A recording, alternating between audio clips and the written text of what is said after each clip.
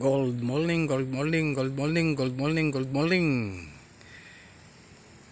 Binabati ko po kayo ng isang mapagpalang umaga, mga kasaka. Ito ho ang inyong kontrabidang magsasaka. Nandito po ulit tayo ngayon sa aming pong munting bukid. Ayun, doon po ako nagsimula, nakakapaglinis. Ito ho ay lilinisan natin. Yun, nandun ho. At yan, lilinisan pa ho natin yan. Lilinisan pa natin pati ito. Yan, doon pa. Yung nandun sa ibabang yun, malinis na yung nasa lawad. At meron na ring balag. Dito po tayo magtatayo ng ating munting pahingahan. Ayan po. Kanina po kasi panay ang ulan, kaya ho tayo nakayapak ngayon. Pinapakita ko lang po sa inyo yung ating mga tatamnan, kaya ho natin to nililinisan ngayon. At hindi lang ho yan ang ating tatamnan, kasi mahaba pa hanggang doon. Yan, hanggang doon. Yun. Lilinisan natin ho lahat yan. Tapos pag natapos ho natin malinisan, tatanggalin rin ho natin itong mga dragon fruit na ito. Ayan, salamat po, o Diyos Ama, na tinasikat niyo po uli ang haring araw. Kanina talaga namang ako yan, suot ko ho yung kapote na yan habang nag-aasarol. Ayan, akin muna kayong itutur sa atin hong nalinisan. Hindi ho muna ako magsasalita. Papakita ko na lang ho muna sa inyo. Paalisin ho natin lahat yan, yung mga dragon fruit na yan. Ayan, may bunga yung mga tundan. Ayan, lumabas si haring araw. Ayan, lilinisan pa rin ho natin yan. Pati itong sa gilid na ito. Pati yung lahat yan, lilinisan ho natin. Sasamantalahin natin na kaya pa. Yan po ang ating mga nalinisan. Panoorin muna ninyo. Tayo ho unti-unting pupunta doon. Yan.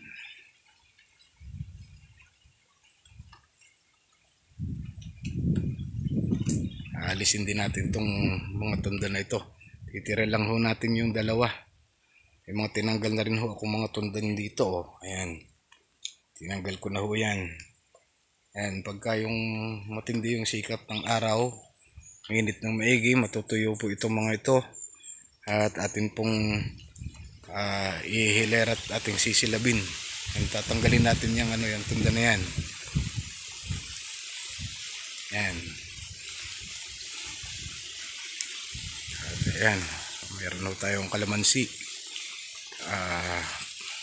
Mabawasan ko ho ito pagka dating ng lang yung sa tag-ulan. At mag-aano rin ho tayo, magpapaugat para makapaglipat ng ng mga pantanim.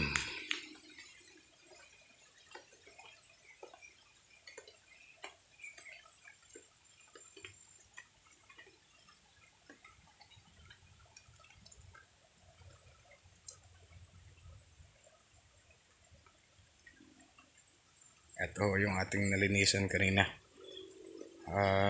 Hanggang doon na ho yung naulang kasi. Kaya medyo iniwan na natin yung tsinelas natin muna doon. Yan. Unti-unti lang yan. Unti-unti. Hindi naman tayo bulldozer. Yan.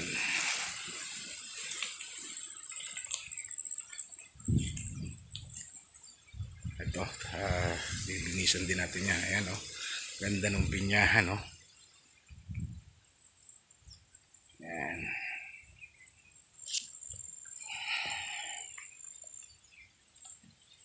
Ito, lilinisan natin yan. Ayan, hanggang doon ho yan, hanggang doon. At napakahaba ho nito. Yan. At pagka nalinisan natin ay lalagyan ho natin ng paunti-unti rin ng bakod. Kasi ang ano ho natin, magtatanim ho tayo ng mga gulay-gulay dito. Para meron tayong maaani, may ipang uulam, i-share din natin sa sa iba. At kung meron din gustong bumili, di kahit papano malaking tulong sa pag-aaral ng mga bata. Ganyan ho ang buhay ng isang kontrabidang magsasaka. Hindi pa ho tayo bida kaya tayo kontrabida laang. Kontrabida sa buhay ng iba, sa tingin nila ayos lang. Yan, unti-unti rin ho ito. Yan.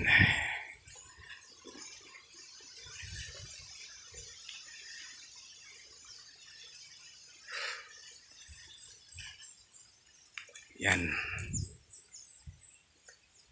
Pagka natanggal natin itong mga dragon fruit na ito, pwede pa rin yang malalagyan pa rin ng ng tanim. Yan. At tayo po ay bibisita naman dun sa sa kabila nito. Dito na po tayo dadaan. Yan. Kung dati walang kasilbi-silbi, sayang ho ang lupa kung ang mga nakatanim katulad niyan, damong napier. Dati hindi ho halos makita itong mga saging na ito, halos kasing taas ng ayan ho, mga napier ho yan. Kasing taas halos ng puno ng saging na yan ang napier. Ika nga talagang napabayaan ko, kasalanan ko rin naman, at nagpauto sa pagtitinda sa palengke na wala namang nangyari. Kaya tayo ho'y bumalik dito sa ating pagbubukid. Ayan, papunta na ho tayo. Ayan ho ang ating mga lilinisan pa. Ayan, unti-untiin ho natin yan. Ngayon po ay March 9 at nasa alas 11 na ho ng umaga. Ayan ho mga damong napier. At yan ay nabawasan na ng baka. Ayan ho. Atin ho yang uunti-untiin at pagagandahin ang ating ang ating bukid. Yan. Meron ho kasi akong kasabihan ng inyong kontrabidang magsasaka na magtanim ka man ng magtanim na nakawin din, ay didamihan ng tanim para kanilang nakawin. Kung gusto nila, magtai sila hanggat gusto nila. Yan. Atin huntong unti-untiin lilinisan. Yan, kita ho ninyo. At marami siyang nyug dito na tanim ng tatay ko. Yan, nag-uumpisa na namang umambon. Yan ho ang ang kalaban natin. Naiwan ko pa naman. Ito, nag-umpisa na rin ho tayo rito ng linis-linis, pero inuna ko muna yung doon sa bandang Ilayang yon. Wanang kako, mas lawad doon.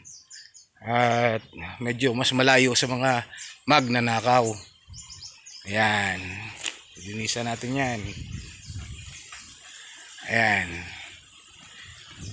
Ito ho ang aming munting kampo dito. Nasa gitna ng Yan, dati ho nung binagyo ng Christine ito dapa ho lahat yan. Ayun ho yung ating alagang baka. Ito ho yung ating mga tundan. May mga bunga na ho yung mga yan. Yan. Atin hong lilinisan din lahat ito. Yan. Ito ho ang ating munting balag.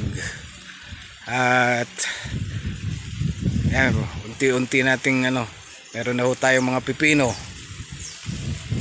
Ay hindi, talong nga pala ito, talong. Ayan, meron na humbong ang ating talong. Gumagapang na ang talong.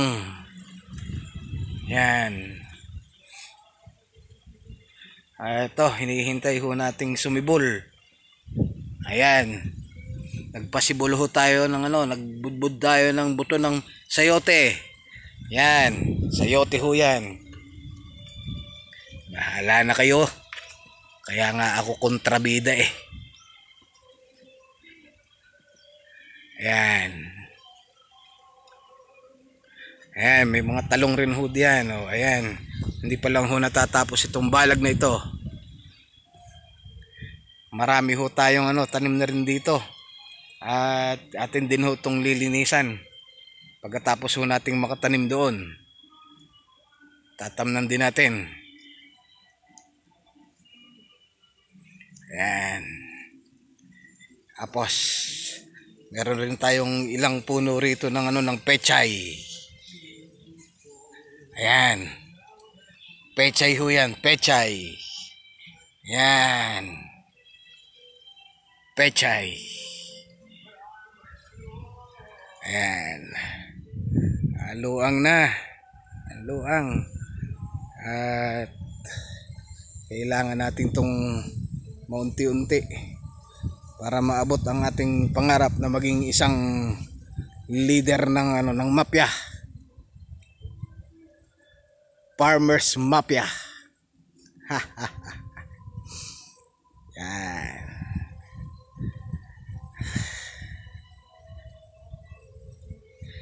Yan, may mga bunga na ang talong. Ayun. Bunga ng talong.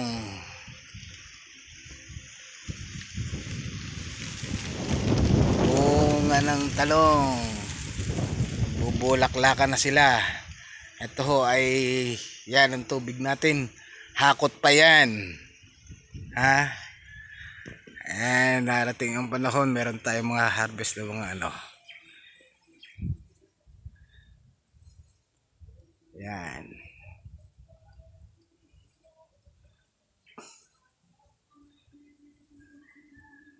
Unti-unti rin natin to. Okay. Sige, naitur ko na kayo dito sa ating munting bukid. Ito ang inyong kontrabidang magsasaka na nagsasabing magtanim ka man ng magtanim, nanakawin din. Yun nga pala, yung iba sinasabi nila i-like, share and subscribe ninyo. Sa umpisa pa lang, ako sa huli ko sasabihin, wag nyo nang i-like, ha? I-share at i-subscribe nyo na lang at lagi nyong panoorin para kayo ay may matutunan sa kontrabidang magsasaka. Naintindihan ba? Bye-bye!